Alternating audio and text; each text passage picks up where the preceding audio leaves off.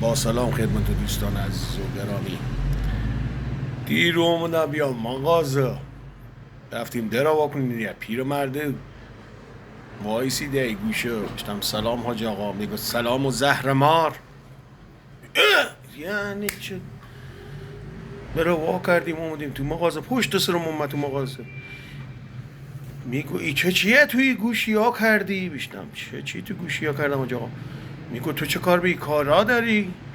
حسر همون نویرم اومدن دیشب میگن نشونه هم میدن، میگن ببی تو را میگه ماده زمین و فلان جارا خم خور گوشت کلم چه قینا دیگه بیاد و بی حیان که بیدن اینجور بر پدر و مادراشو میگن تو کار نداری. میگم من کسی هم که همه عمرم یه چرخ نخریدم، 1 کیلو موزه نمیگیرم بخورم، یه مریض کش نه دکتر نمیرم، 1000 تومن پول بر کنج دلم بسته. دیرو زنم رفته 100,000 تومن میوه گرفته، 100,000 تومن پول منو تموم کرده. من پدرم میگفتم زن نمیخوام، من پولا خیلی دوست دارم، من عاشق پولم.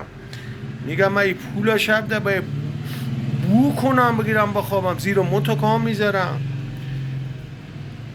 بچه هم در میای بیش گوشت کلم میخوان خور. تو از کجا معلوم تو بمیری من گوشت کلم نخورم بیام بشتن حاجی خیلی توپه پره و چه باد کردن؟ نه با من نگو حاجی، من که حاجی نیستم، بدونی تا مکه بری به چقدر پول بدی؟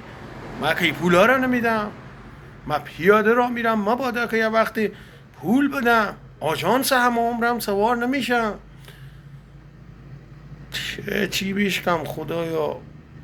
ما یه پوست گذاشتیم گفتیم پول قرض کن، نویرم اومدن میگه این همه مال ملالا همه را بذار خم خور نکنیم با این پیرمرد. ما یه چیزی گفتیم با خدا اینجی با مردم نکنیم گناه احترام و پیوری نبگیری. نه با من چیزی هم نگفتشتم برو حاجی حق با تو برو.